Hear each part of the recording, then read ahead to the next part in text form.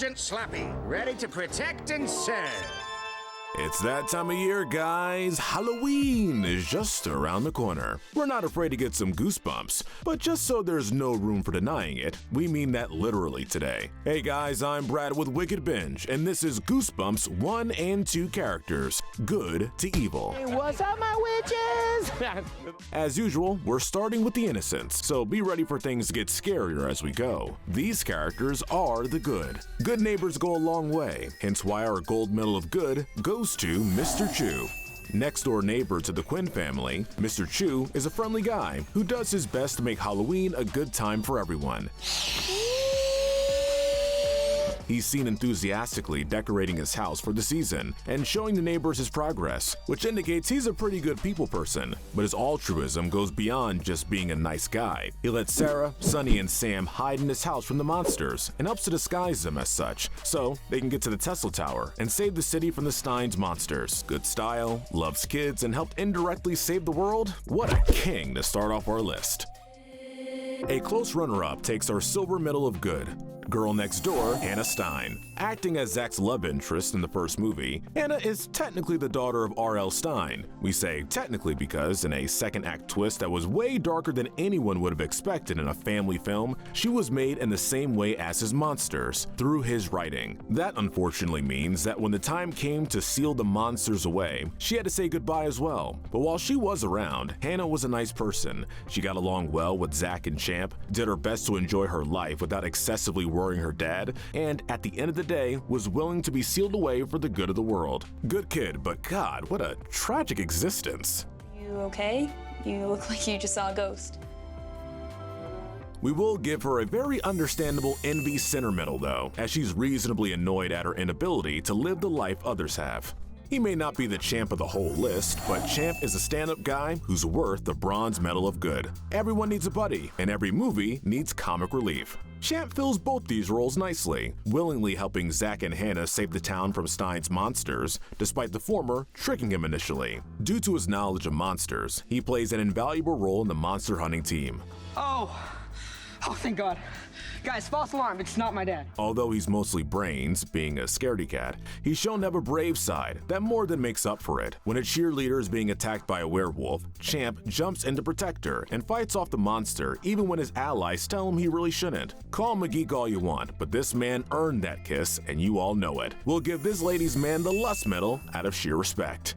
Now we have a dual entry, Goosebumps 2's Sunny and Sam, owners and proprietors of Junk Bros Incorporated. Hey, fear not, ma'am. Junk is our middle name.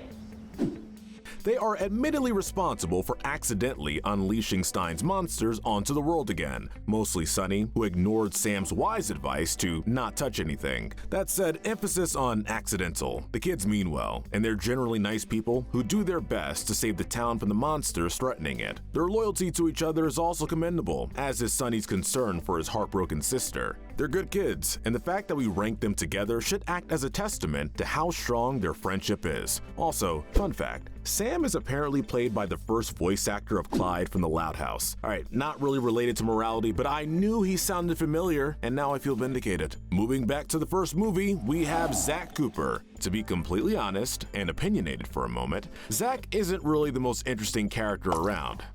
It's not what I was expecting.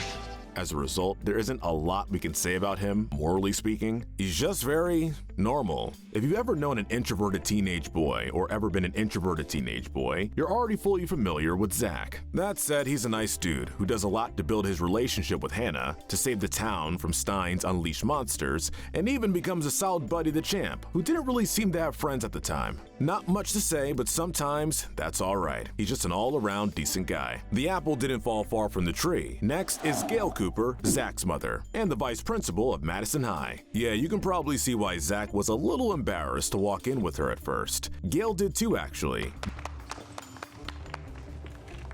Being cool with letting him walk into the school with a head start before following after. She's in tune with her son and his feelings, always taking them into consideration. Be careful, Zach. We're gonna get through this. Not a good time. It takes a strong person to be their best as a parent after the loss of their partner, which gives Gail extra points. Next is Lorraine Conyers. Yeah, you know her. She's that one aunt who tries a bit too hard to sound cool at all the family gatherings. But with that much confidence in herself, she actually does succeed at being kinda cool. You gotta be at least somewhat cool to fight off a bear and manage to seduce Jack Black both in the span of like 5 minutes. Her role is very small, but her impact is anything but. Next is the sequel's main heroine, Sarah Quinn. A high school senior applying to college, Sarah was just living life and trying her best until her negligence in watching Sam and Sonny led to them both unleashing monsters onto their city and blowing up their school science lab by accident. Being a teenager is rough, and getting cheated on by the boyfriend you snuck away from your responsibilities to see makes it no easier. Sarah's a good person though. She cares about her family deeply. We have to stop him. Willing to fight Slappy and his gang to make sure they're safe and protected. Any moral failings of hers don't really go beyond usual teenage selfishness. Rounding out the good area is Sonny and Sam's mother, Kathy Quinn. Kathy somehow gives off the energy of a cool mom, while being in practice a pretty darn strict one. When Sarah fails to watch the boys, leading to the aforementioned science lab explosion, Kathy grounds all 3 of them and effectively cancels Halloween. This was a bit harsh towards Sonny and Sam, who at least didn't mean to cause mass destruction. Just ground them after Halloween, man. God, jeez. But her heart is in the right place. She'll do anything to protect her kids and loves them dearly, no matter how harsh she may be. And that's enough to just barely keep her out of our next category. This is the gray area. First is Walter. While he's technically one of the villains of Haunted Halloween, Walter is far from a bad guy. In fact, he's really just there. He's polite, a hard worker, and understandably doesn't enjoy being transformed and controlled against his will by Slappy. That said, he's just a dude managing a pharmacy in Wardenclyffe. There's not much to go off of here, but he's nice enough. Honestly, we just like having every area get some attention in these lists. It might be surprising to see Sam and Sonny's bully in the gray area, but Tommy Madigan actually saw some redemption. Apparently, this dude's actor just has a bully type of energy to him, since he also played a bully named Troy in the first season of Stranger Things. You know, the one Eleven made involuntarily pee himself? Yeah, that guy. Thankfully, he's a little nicer here. Still a jerk throughout most of the movie. What'd you say? But in the end, he comes through to help Sam, Sonny, and the others save Wardenclyffe and seal away the monsters. After this, he seems to be friends with them, showing that he's at least on a better path than he started on. Good for you, Tommy.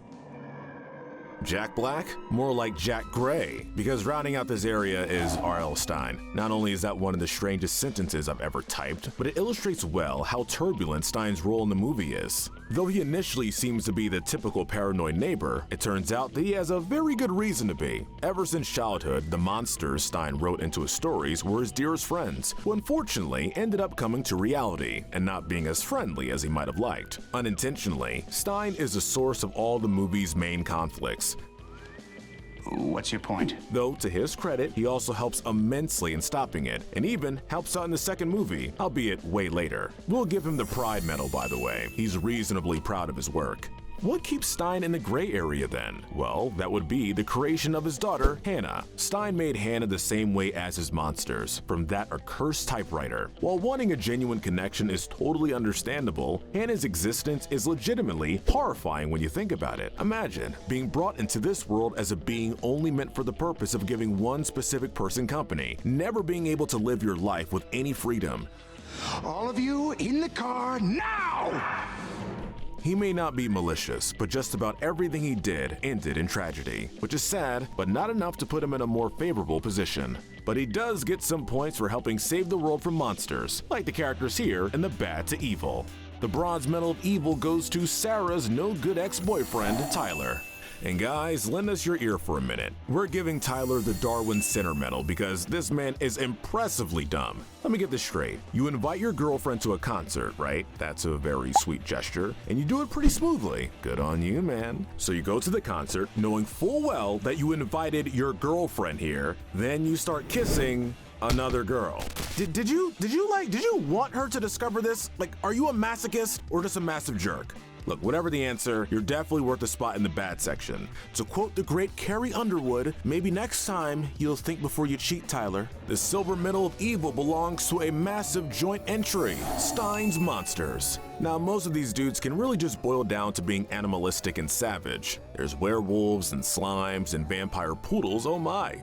And they're all willing to attack humans indiscriminately. They don't seem to be doing this for food or anything either. Best costume of the night, sir.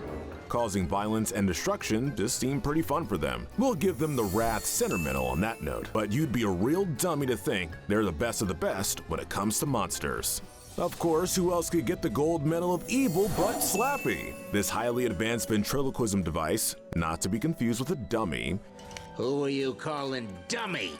Dummy? is basically a family-friendly Chucky, though a bit less heinous. Sure, Slappy does partially just want to be part of a family, Serving families is what I do. but even more than that, he wants to cause chaos all over the world. He won't hesitate to cause harm to others, whether it's for the sake of protecting someone he cares for, like injuring Tyler, or just for the fun of it, like pretty much everything else. He's also calculating, able to rally monsters together under his command and use their strength in numbers to his advantage, not to mention his capability of transforming humans into monsters as well. He doesn't even hesitate to kidnap Sunny and Sarah's mother, showing that he is as vengeful as he is cruel. But perhaps worst of all, you know how he's called Slappy? Throughout this entire saga so far, I don't think he's slapped someone even once. Mass murder is one thing, but adding false advertisement to the mix?